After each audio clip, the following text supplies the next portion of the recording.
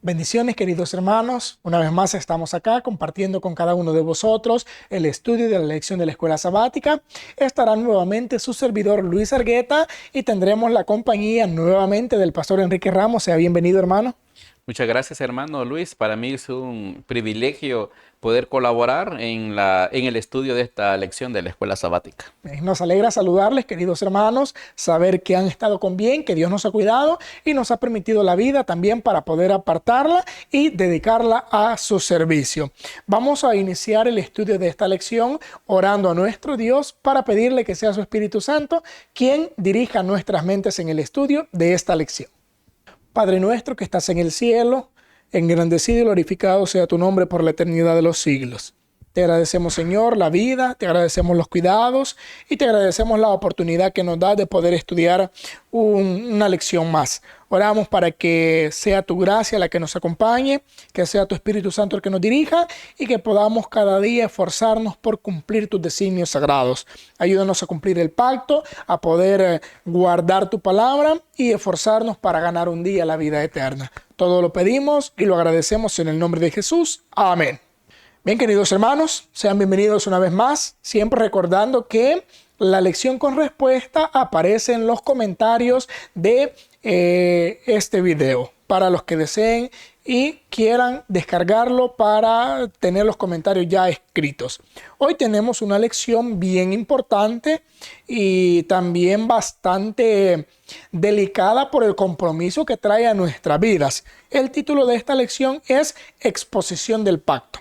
Y aparece una introducción en el libro Profetas y Reyes, la página número 501, el cual dice de la siguiente manera: en el tiempo del fin, ha de ser restaurada toda institución divina. Debe repararse la brecha o portillo que se halla en la ley, cuando los hombres cambiaron el día de reposo. El pueblo remanente de Dios, los que se destacan delante del mundo como reformadores, deben demostrar que la ley de Dios es el fundamento de toda reforma permanente y que el sábado del cuarto mandamiento debe subsistir como monumento de la creación y recuerdo constante del poder de Dios. Con argumentos claros debe presentar la necesidad de obedecer todos los preceptos del Decálogo. Constreñidos por el amor de Cristo, cooperarán con Él para la edificación de los lugares desiertos. Serán reparadores de portillos, restauradores de calzadas para habitar. Pacto violado. Así inicia la primera pregunta con ese subtítulo y dice de la siguiente manera: ¿qué pacto hizo Dios con los antepasados de Judá e Israel? ¿Y qué declararon después de oír las palabras del pacto? Pastor Enrique. Muy bien, hermano Luis, encontramos de que Dios les está haciendo recordar, ¿verdad? Que Él los sacó de Egipto. Y Él les dice, ¿verdad? Ustedes vieron lo que hice con los egipcios. ¿Cómo los traje hasta aquí? Y Él estaba diciendo también: ahora pues, si diereis oído a mi voz y guardareis mi pacto, vosotros seréis mi especial tesoro sobre todos los pueblos, porque mía es toda la tierra. Y vosotros me seréis un reino de sacerdotes y gente santa. Así que Dios estaba estableciendo un pacto, ¿verdad?, con el pueblo. Estaba dándoles a conocer los 10 mandamientos, ¿verdad?, de la ley de Dios, escritos con el mismo dedo de Dios. Ahí se podía ver la importancia de la validez, cuando en toda la escritura sabemos de que Dios utilizó a hombres, ¿verdad? Hombres consagrados a Él para que pudieran servir, para que escribieran y transmitieran sus mensajes. Pero en este caso encontramos el pacto, ¿verdad?, de Dios con el pueblo de Judá e Israel en el pasado. Fue el pacto de la obediencia. Él les decía: si ustedes obedecen a estos 10 mandamientos, van a ser mi especial tesoro. Van a ser, ¿verdad? Van a ser, dice, sacerdotes y gente santa. Y eso es una declaración que también se repite en el libro de Números 15:40, cuando dice que cuando se acuerden y obedezcan mis mandamientos, seréis santos a vuestro Dios. Así que encontramos este pacto de Dios con el pueblo de Israel en el pasado, cuando Él les dio los 10 mandamientos escritos, ¿verdad?, en tablas de piedra por su propio dedo, para que el pueblo los pudiera obedecer. Ahora dice, ¿verdad?, ¿qué declararon después de oír las palabras del pacto? El pacto es un acuerdo, ¿verdad?, que se hace entre uno o dos más personas, hermano Luis. Y en este caso fue un pacto entre Dios y el pueblo. Él le dijo: ustedes van a ser mi especial tesoro, van a ser un reino de verdad de sacerdotes y gente santa, pero tienen que obedecer mi ley. Tienen que obedecer mis 10 mandamientos. ¿Qué dijo el pueblo? Bueno, la cita no está en la declaración de esta lección, pero lo encontramos en el versículo 8. En el versículo 8 encontramos el pacto que hizo el pueblo y dice, todo el pueblo respondió a una y dijeron, todo lo que Jehová ha dicho, haremos. Ese fue el compromiso. Dios les dijo, yo quiero hacer un pacto con ustedes. Ustedes son mi especial tesoro, pero obedézcanlo. Y el pueblo dijo, sí, lo queremos obedecer. Sí, lo vamos a hacer. Entonces ese fue el pacto, queridos hermanos, que hizo Dios con sus antepasados. De hecho, los mandamientos siempre han existido, pero aquí fue un compromiso que se hizo. Dios de su parte decía, si cumplen esto, yo les voy a bendecir de esta manera. Y el pueblo se compromete a obedecer, a cumplir. Por eso fue un pacto. Ambas partes se comprometen a hacer algo. Concluimos. ¿Qué pacto hizo Dios con los antepasados de Judá e Israel? Hizo el pacto eterno, que son sus 10 mandamientos. ¿Y qué declararon después de oír las palabras del pacto? Declararon lo que Jehová ha dicho, eso haremos. Pregunta número 2. Según el profeta Jeremías, ¿cómo violaron Judá e Israel este pacto sagrado? El pueblo se había comprometido a través de las generaciones. Ahora viene la parte en la que esta generación del tiempo de Jeremías tenía que cumplir el compromiso que el pueblo había hecho, pero tristemente lo violaron, ese pacto. ¿Cómo sucedió eso? ¿Cómo lo describe el libro de Jeremías? Jeremías capítulo 11, versículo 8 al 10, menciona todo lo que el pueblo hizo deshonrando el pacto establecido por Dios. Los 10 mandamientos tienen principios directos. No hagan esto, no hagan esto, hagan esto. El violar ese pacto quiere decir quebrantar esos mandamientos. ¿Cómo los quebrantaron? Pero no oyeron ni inclinaron su oído. Antes se fueron cada uno tras la imaginación de su malvado corazón. Por tanto, traeré sobre ellos todas las palabras de este pacto, el cual mandé que cumpliesen, y no lo cumplieron. Y me dijo Jehová, conspiración se ha hallado entre los varones de Judá y entre los moradores de Jerusalén. Se han vuelto a las maldades de sus primeros padres, los cuales no quisieron escuchar mis palabras y se fueron tras dioses ajenos para servirles. La casa de Israel y la casa de Judá invalidaron mi pacto, el cual había yo concertado con sus padres. Dios es claro y dice, no lo cumplieron. El pacto al cual se comprometieron, que iban a cumplir, el que yo les mandé que cumplieran, no lo han cumplido. Al contrario, lo invalidaron mi pacto. Aquí hay una serie de pasos o de puntos que nos hacen ver cómo iban transgresiones directas o violaciones directas a ese pacto. Primero, no escucharon. Dios les había dado el pacto, ellos no escucharon, sino que se fueron tras las imaginaciones de su corazón malvado. O sea, quiere decir, se apartan de Dios, siguen sus propios deseos, su propia inclinación. El corazón del hombre, Pastor Enrique, tiene una inclinación hacia lo malo. La misma Biblia dice, el corazón del hombre es engañoso más que todas las cosas, y esa es la pregunta. ¿Quién lo conocerá? O sea, el corazón de estas personas, al no ser dirigido por Dios, los iba a llevar hacia lo malo. También conspiraron maldades, o sea, planeaban ya el mal. No era que transgredían la ley por equivocación, que un mandamiento decía esto y ellos erraban. No, ya ellos maquinaban las maldades en su corazón. Y esas maldades lo llevaron a deshonrar y dejar de adorar a Dios, y comenzaron a adorar ídolos, que hay 2 mandamientos específicos que nos dicen que no debemos adorar nada más, ni dioses ajenos, y habla también de imágenes. Y el pueblo ahora transgrede el pacto, siguiendo su corazón malvado, deshonra ese compromiso hecho con Dios. Pastor Enrique, un comentario más. Sí, aquí también encontramos de que el pacto que había hecho Dios con el pueblo, pues ya habían pasado varias generaciones. Ahora la tendencia de los padres es imitada por los hijos. Posiblemente los primeros, ¿verdad? La primera generación que hizo el pacto fue más obediente, pero después se fueron apartando. Conocemos nosotros la historia, ¿verdad? Registrada en el libro de los jueces, que el pueblo no echó del todo a las naciones que estaban viviendo en la tierra de Canaán y después empezaron a practicar la idolatría, ¿verdad? Como ellos empezaron a mezclarse, ¿verdad? En relaciones matrimoniales y adoptar sus costumbres. Y a los descendientes de ellos cada vez iba más, ¿verdad? Más apartada de Dios, más degradada la vida espiritual del pueblo, hasta llegar al punto que Dios les dice, ¿verdad? Ustedes violaron mi pacto. O sea, ya estaban completamente apartados de Dios. Dios siempre ha tenido ese pacto. Y no necesariamente violar los 10 para decir que han violado el pacto de Sí. Dios. Porque con uno, como dice el libro de Santiago, ¿verdad? Con uno nos podemos hacer culpables de todos. Así que necesitamos reconocer que ese pacto todavía es válido para cada uno de nosotros. El pacto que Dios hizo de reconocerlo, ¿verdad? Como creador, como el Dios verdadero, no hacerse imágenes para poderlo adorar y conocemos, ¿verdad? Los demás 8 mandamientos para que sigamos siendo el pueblo de Dios que sigue tras ese pacto.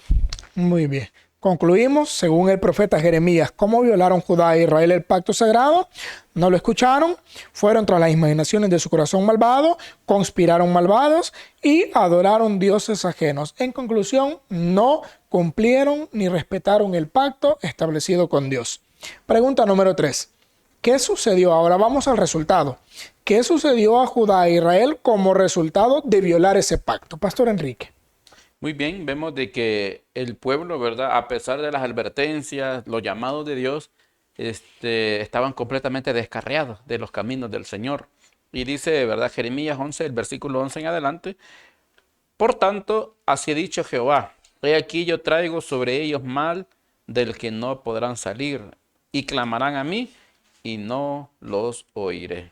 ¿Por qué? Ahí presenta, ¿verdad? En la declaración de que se habían hecho, ¿verdad? Ídolos falsos, así como era el número de las ciudades, así tenían ahora sus dioses falsos. Es algo, ¿verdad? Que Dios le repudiaba, ¿verdad? Que empezara a adorar a otro Dios falso. Así que vemos que lo que le iba a suceder. Dice, así pues ha dicho Jehová de los ejércitos, he aquí que los castigaré, los jóvenes morirán a espada, sus hijos y sus hijas morirán de hambre y no quedará remanente de ellos. Así que es interesante, hermanos, analizar, ¿verdad? Que la desgracia, ¿verdad? Que vino a Israel como a Judá, no fue culpa de Dios, sino que fue porque este pueblo abandonó el pacto que Dios había hecho con ellos. Si hablamos del reino de Israel, ya tenían aproximadamente unos 100 años que había desaparecido. Ahora estaba todavía de pie el reino de Judá, de la casa de David, pero también ellos se habían apartado del pacto de Dios y ahora la sentencia, ¿verdad? O como el resultado de violar el pacto, ¿verdad? Dice esta cita bíblica de que los jóvenes iban a morir, dice, a espada, sus hijos también, ¿verdad? Iban a morir de hambre y no quedaría, ¿verdad? Remanente de ese pueblo. Qué impresionante y delicado esto, pastor, porque aquí vemos el resultado tan triste y vemos también la actitud del pueblo, porque en el párrafo de Profetas y Reyes hace ver sobre los guías espirituales, los ancianos. Dice que ellos, en lugar de ser dirigentes, de guiar por el camino correcto al pueblo, eran los primeros en hacer lo contrario. Dice que ofrecían incienso a representaciones idolátricas. Ellos se habían vuelto idólatras. Y lógicamente, si ellos eran los líderes, ¿qué iba a hacer el pueblo? Y los iba a imitar.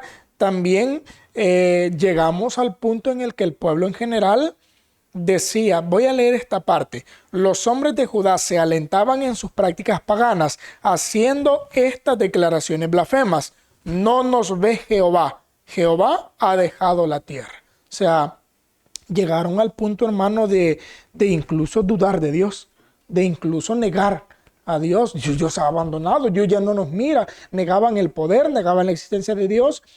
Triste que un pueblo que había sido escogido por el mismo Dios había llegado a tal punto de negar al mismo Dios. Esto es lo delicado cuando uno se aparta. Así que concluimos. ¿Qué sucedió a Judá e Israel como resultado de violar el pacto? Les vino mal, clamaban y no recibían respuesta, solo tenían calamidad y muerte. Ahí mencionaba por espada y por hambre. Eso era lo que le había sucedido como resultado de violar el pacto. Pregunta 4. Cinto de lino. ¿A quién simbolizaba el cinto o cinturón de lino? ¿Y qué mensaje transmitía este símbolo acerca de la relación entre Dios y su pueblo? La narración de Jeremías capítulo 13, versículo 1 hasta el versículo 11 nos habla de una señal que se le dio a Jeremías, que era para que el pueblo también comprendiera la condición que ellos estaban. La señal comenzaba cuando Dios le da el mandato a Jeremías que fuera y se comprara un cinto de lino. Luego la orden era que se lo ciñera en sus lomos, que se lo pusiera. Pero en la parte del mandato de Dios, también en su momento, Dios le dijo que tomara ese cinto que había comprado y que al llevarlo sobre sus lomos no lo mojara. Eran mandatos específicos de Dios. Al pasar los días, dice la narración que por segunda vez Dios le habla y le dice: ahora toma ese lino, llévalo al Éufrates y ahí en la hendidura de una peña lo vas a esconder. Y él hizo eso conforme a la palabra de Dios. Pero a los días, menciona la narración, al pasar los días, recibe otra vez otra palabra de Dios que le dice: ve por ese cinto. Y él va, pero el resultado, cuando llega, lo vuelve a buscar, dice que ese cinto se había podrido y para ninguna cosa era ya bueno. Cuando pasa eso, Dios le vuelve a hablar y le da el mensaje: así ha dicho Jehová, en el versículo 9. Así haré podrir la soberbia de Judá y la mucha soberbia de Jerusalén. Este pueblo malo que no quiere oír mis palabras, que anda en las imaginaciones de su corazón y que va en pos de dioses ajenos para servirles y para postrarse ante ellos. Vendrá a ser como este cinto que para ninguna cosa es buena, porque como el cinto se junta a los malos, a los lomos del hombre, así hice juntar a mí toda la casa de Israel y toda la casa de Judá, dice Jehová, para que me fuesen por pueblo y por fama, por alabanza y por honra, pero no escucharon. Ahora, ¿a quién simbolizaba el cinto o cinturón de lino? Simbolizaba directamente al pueblo. A ellos lo simbolizaba. Ahora, ¿qué mensaje transmitía ese símbolo? Transmitía varios puntos, pero el mensaje principal es que así como ese cinto se había podrido, se había arruinado, así la relación del pueblo con Dios se había arruinado. Por eso dice que Dios los quiso unir, así como el cinto se une a la persona, al lomo del ser humano. Así Dios quiso estar unido con su pueblo, pero fue el mismo pueblo el que se alejó. Y en la representación, cuando Jeremías se separa del lino y lo va a enterrar, es cuando ese lino se pudre. Quiere decir que nosotros, separados de Dios, nos terminamos arruinando, hermano. Espiritualmente nos podrimos. Por eso es que esta representación era bastante directa para el pueblo. El que quiso entender, pues era muy directo. Les decía directamente: representa a ustedes que yo los quise tener conmigo, pero no quisieron, no escucharon. Y voy a podrir su soberbia y la soberbia de Jerusalén. O sea, a pesar de todo, hermano Enrique, el pueblo recibía los mensajes de lo que le iba a pasar, pero la soberbia y ese deseo de tener la razón siempre, nunca se iba de su corazón. Siempre creían tener la razón, aunque no la tenían. Creían que lo que Jeremías les hablaba era la mentira y lo que ellos consideraban era lo correcto. Así había llegado a vivir el pueblo. Un comentario más en relación a esta pregunta. Sí, vemos que en la nota de esta pregunta habla de que había una serie de parábolas en actos con la esperanza de despertarlos. Así que Jeremías les enseñaba el cinto. Decían: mire, ve cómo está de podrido, ¿verdad? Y así es aquel que se aparta de Dios. Así que Dios usó una y otra manera, usó diferentes parábolas o ilustraciones para dar a conocer cuál era el resultado de apartarse, ¿verdad?, del Dios verdadero. Porque ellos habían hecho alianzas, ¿verdad?, con Egipto, alianzas con Babilonia. Y ese era, sentían la fuerza, ¿verdad?, en el poder militar.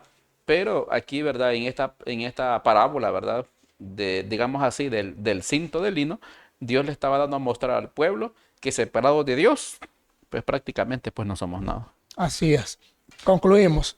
¿A quién simbolizaba el cinto, cinturón de lino? Simbolizaba al pueblo. ¿Y qué mensaje transmitía este símbolo acerca de la relación entre Dios y su pueblo?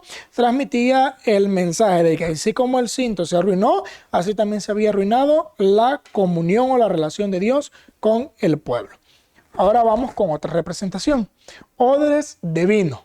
Pregunta número 5. ¿A quién representaban los odres de vino? ¿Y qué mensaje transmitía la ilustración de los odres de vino llenos hasta el borde? Pastor Enrique.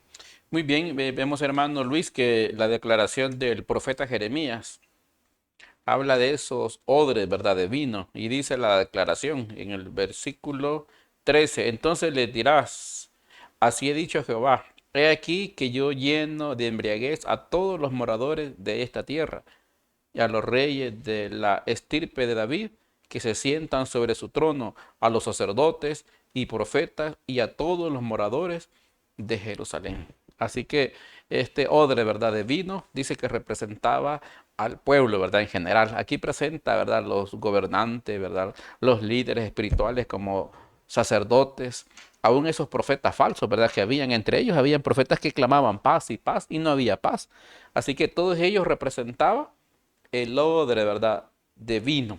Un símbolo, ¿verdad?, que Dios está usando para entender que estaban borrachos, ¿verdad?, de ideas falsas. Porque dice, ¿verdad? Yo llenaré de embriaguez. O sea, ellos en una embriaguez espiritual. Posiblemente no tomaban vino, ¿verdad? Físico, pero sí estaban emborrachados con las falsas adoraciones, ¿verdad? Con enseñanzas que no correspondían al Dios verdadero. De eso estaban emborrachados. Y de eso vemos nosotros también que al final del tiempo, la Babilonia, ¿verdad?, espiritual va a llenar también de su vino, de su embriaguez a toda la tierra, o sea, de sus falsas doctrinas, de sus falsas enseñanzas. Y eso es importante, ¿verdad?, tomar en cuenta que en aquel tiempo esos odres de vino representaban a la nación, ¿verdad? También de Jerusalén, con todo, ¿verdad? Hay clasificados, reyes, dice, sacerdotes, moradores, ¿verdad? Profetas. Ahora, ¿qué mensaje se transmite? Se transmite, ¿verdad?, que está llena hasta el borde. Es que la ira de Dios estaba por ser derramada. Dios había mandado tantos mensajes a través del profeta Jeremías, que hasta Jeremías lloraba viendo la condición del pueblo y el pueblo no entendía el llamado de Dios. Así como también dice esta nota de esta pregunta, ordenó a Jeremías que comparase, dice, la suerte de la nación con el agotamiento de una copa llena del vino de la ira divina. Así que representa, ¿verdad?, el castigo hacia Jerusalén, porque está ya hasta el borde, o sea, está llena ya por rebalsar. Y esto, hermano Luis, me trae a la memoria el castigo de Dios también para el pueblo en el último tiempo. Porque se representa también como una copa llena, ¿verdad? Que se derrama la copa y viene la primera plaga, la segunda, ¿sí? Son 7 plagas de la ira de Dios para aquellos que son desobedientes, ¿verdad?, a los mandatos de nuestro Dios. Muy bien, y es curioso, hermano, porque un odre prácticamente es un recipiente. Y el pueblo estaba haciendo, ya que representa al pueblo, sí estaba haciendo un recipiente, pero de falsas doctrinas. La adoración falsa, por eso menciona que lleno de este vino. Y también cómo se relaciona el vino a una falsa doctrina y también al castigo de Dios. Y es que la falsa doctrina, ¿a qué llevar al ser humano? A recibir el castigo de Dios. O sea, va relacionado en este punto. Concluimos. ¿A quién representaban los odres de vino? Representaban al pueblo en general. ¿Y qué mensaje transmitía la ilustración de los odres de vino llenos hasta el borde? Presentaba o transmitía un mensaje de destrucción. Pregunta número 6. Gran dolor. ¿Cuál fue el lamento de Jeremías por las conspiraciones de sus enemigos? Estas conspiraciones eran contra Jeremías. A Dios lo habían abandonado, ahora ya no se la tomaban contra Dios, sino contra el mensajero de Dios.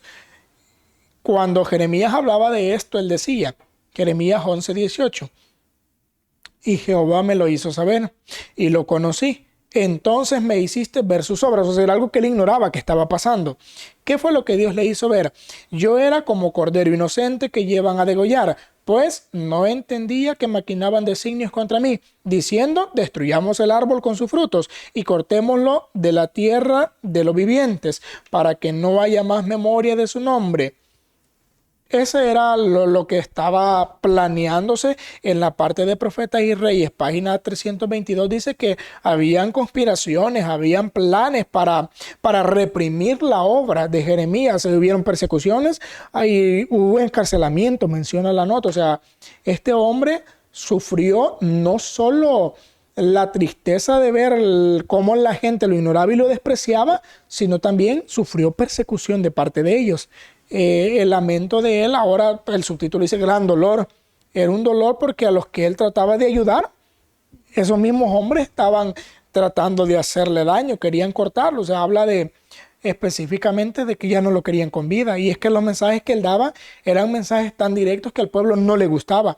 Habían profetas falsos, como ya lo leímos anteriormente, que daban un mensaje en oposición a lo que Jeremías decía, y les gustaban más esos mensajes de de prosperidad, de bien, de paz, mientras que el mensaje de Jeremías era, primero, haciendo ver el mal. En todos los mensajes que hemos visto, hermano Enrique, en todos, lo primero que hace el mensaje de Jeremías era hacer ver el mal. Me abandonaron, hicieron esto, se fueron para acá, se fueron para allá, y luego venían las consecuencias que iban a sufrir. Eso no les parecía. Y lo llevaba a planear, tramar, conspirar en contra de este profeta, a tal grado que las maquinaciones se estaban llevando a cabo con la persecución y la encarcelación de este profeta de Dios. Un comentario más. Sí, analizando esta situación de Jeremías, dice la nota de esta pregunta, ¿verdad? Que ese espíritu de oposición a la reprensión que condujo a la persecución y encarcelamiento de Jeremías existe hoy. Hoy en día, ¿verdad? Si no se declara el pecado, pues hay una amistad. Pero si hay una reprensión al pecado, va a empezar otra vez esa reprensión y persecución, ¿verdad? Que pasó el profeta Jeremías. Dice, muchos se niegan a escuchar las repetidas amonestaciones y prefieren escuchar a los falsos maestros que halagan su vanidad y pasan por alto su mal proceder. Hermanos, es importante poder analizar. ¿Por qué nos molestamos cuando alguien nos llama la atención? Si el propósito del que nos llama la atención es para que mejoremos, es porque nos está analizando que estamos fallando en algo. Y eso es lo que debemos de analizar, ¿verdad? Que nosotros necesitamos escuchar la verdad de Dios y ver en qué estamos fallando. Pero muchas veces nos agrada más aquel que puede halagarnos, ¿verdad? La vanidad y deja pasar por alto el mal proceder. Para muchos, esos son los buenos dirigentes, pero podemos estar equivocados. Sí, y cuando él fue perseguido también vemos la actitud de Jeremías, porque Jeremías pudo haberse defendido, pudo haber hecho cualquier cosa, pero él termina diciendo, vea yo tu venganza de ellos, porque ante ti he expuesto mi causa. O sea, dejaba todo en las manos de Dios también. Eso es algo que nosotros debemos aprender.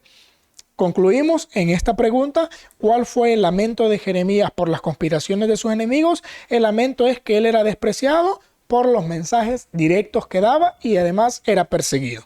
Pregunta número 7. ¿Qué mensaje de advertencia dio Dios al pueblo de Judá?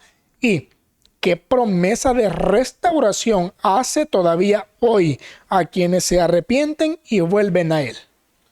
Muy bien, encontramos en esta declaración del profeta Jeremías 12, el versículo 17, ya al final de esta cita bíblica, donde dice, mas si no oyeren, arrancaré esa nación, sacándola de raíz y destruyéndola, dice Jehová. Ese dice Jehová es una seguridad. No era invento del profeta, ¿verdad? Jeremías, sino que era una declaración de Dios que él estaba transmitiendo. Así que era un mensaje de advertencia, ¿verdad? La advertencia era, ¿verdad? Más si no oyeren, iba a arrancar la ciudad para destruirla por completo. Pero a pesar de eso, habían promesas, ¿verdad? De restauración. Y las promesas, ¿verdad? De que da es que también dice en esta cita de Jeremías, volveré y tendré, dice, misericordia de ellos y los haré volver cada uno a su heredad, a cada cual a su tierra. Y si cuidadosamente aprendieren los caminos de mi pueblo para jurar en mi nombre, diciendo, vive Jehová, así como me enseñaron a mi pueblo. Así que, hermanos, es importante ver, ¿verdad?, que hay promesas de restauración, promesas, ¿verdad?, que hacía Dios, porque a pesar, ¿verdad?, de que quizás en su mayoría se habían apartado de Dios, siempre habían fieles, siempre habían pocos, ¿verdad?, de los fieles que clamaban y oraban, ¿verdad?, al Señor. Y Él hacía una promesa de restauración cuando decía, los haré volver a cada uno a su heredad. Así que el profeta recalcó el hecho de que nuestro Padre Celestial permite que sus juicios caigan a fin de que conozcan las gentes que son no más que hombres. Así que Dios permite, ¿verdad? Las permite para que aprendamos a analizar que dependemos completamente de nuestro Dios. Sí, y también en relación a la promesa, hacía ver que los que cambiaran iban a recibir una bendición especial. Por eso dice, Y si cuidadosamente aprendieran los caminos de mi pueblo para jurar en mi nombre diciendo, vive Jehová, así como en su tiempo enseñaron a mi pueblo a jurar por Baal, o sea, ahora cambian. Primero la adoración a Baal, si ellos cambiaban y adoraban a Dios, dice, ellos serán prosperados en medio de mi pueblo. O sea, Dios les hacía ver que la oportunidad de la bendición era si ellos cambiaban. Le volvía a repetir esa parte. Así que, ¿qué mensaje de advertencia dio Dios al pueblo de Judá? El mensaje de advertencia fue que si no oyeren, serían arrancados como nación y serían destruidos. ¿Y qué promesa de restauración hace todavía hoy? La promesa es que Él volverá y tendrá misericordia, y si somos fieles, prosperará nuestra vida. Así que, hermanos, pues una maravillosa promesa. Todos la queremos, las bendiciones de Dios todos la queremos, pero ya hemos comprendido a través de estas lecciones que no solo están las promesas de Dios, también están los compromisos que nosotros tenemos para con Dios. Ese pacto que no debe ser violado, ese compromiso que no debe ser quebrantado, debe ser un pacto, un compromiso que debe ser cumplido si queremos recibir las bendiciones de nuestro Dios. Así que Dios nos ayude, nos pueda bendecir y nos dé la capacidad de ser obedientes a sus mandamientos. Vamos a finalizar orando a nuestro Dios. Pastor Enrique. Padre, que moras en las alturas de los cielos, agradecemos, Señor, porque nos permites la vida y la oportunidad de poder meditar en tu palabra, en el estudio, Señor, de esta lección de escuela sabática. Amén. Ayúdanos a entender que tenemos que ser fieles, Señor, a tu pacto. Tú tienes un pacto aún válido. Ayúdanos a ser fieles, Señor, en la obediencia a ti, para que con tu ayuda, Señor, podamos ser ese pueblo fiel y firme, un reino, Señor, de sacerdotes, personas santas, que sean tu pueblo y seas tú nuestro Dios. Señor, ayúdanos a seguir adelante. Sabemos que no podemos solos, pero con la ayuda de tu Espíritu Santo sabemos que podemos ser vencedores. Que este estudio, Señor, de la escuela sabática sea de mucha bendición para cada uno de nuestros hermanos y amigos que sintonizan este programa. Bendice a los enfermos y a todos los necesitados. En el nombre de Jesús. Amén. Les agradecemos, queridos hermanos, por habernos acompañado. Deseamos que Dios pueda bendecirles y pueda acompañarles en vuestras vidas. Nos despedimos, vuestro servidor Luis Argueta, y también se despide el pastor Enrique Ramos. Muchas bendiciones para todos nuestros hermanos y compártanlo para que pueda llegar a más personas el conocimiento de la palabra de Dios. Hasta el próximo estudio.